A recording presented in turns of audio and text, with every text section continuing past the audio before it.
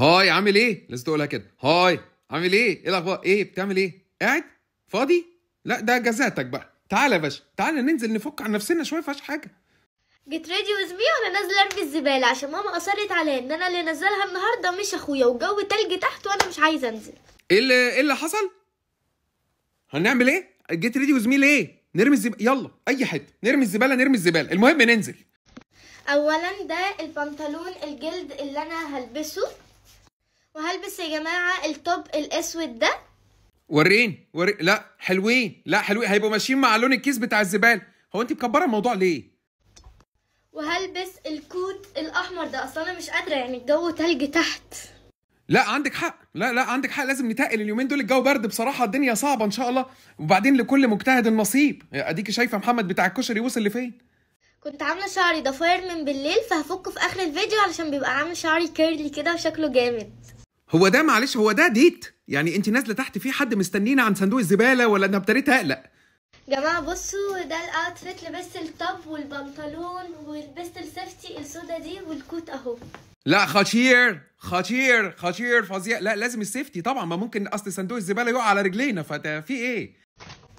قررت البس السلسله دي. وريني. لا حلوه هتنفعنا.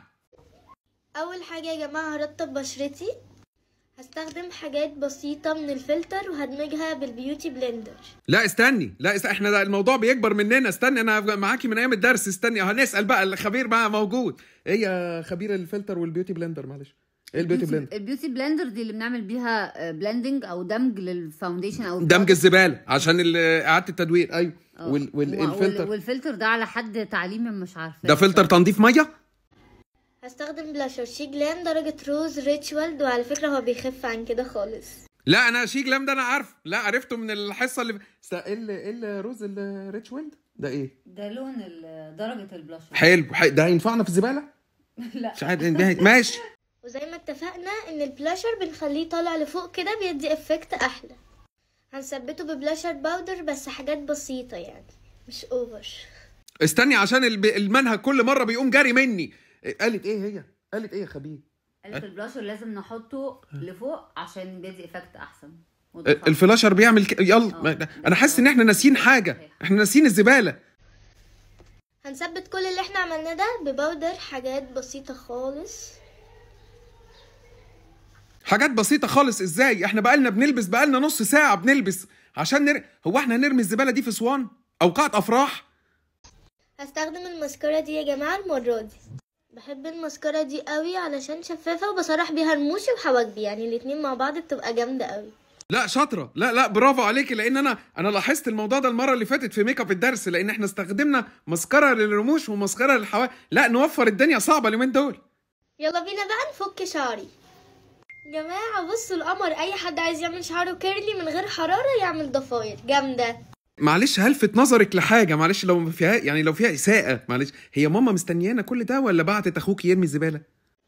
بحب قوي شعور وانا بفك الضفيره كده واشوف شعري كيرلي، يعني انا نفسي شعري يكون كيرلي بس للاسف شعري ستريت يعني. لا ما هو انما للصبر حدود بقى، احنا بقالنا 3 ايام انا عايز انزل.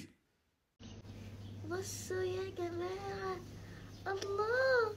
الله بجد، الله بصوا ايه الجمال ده.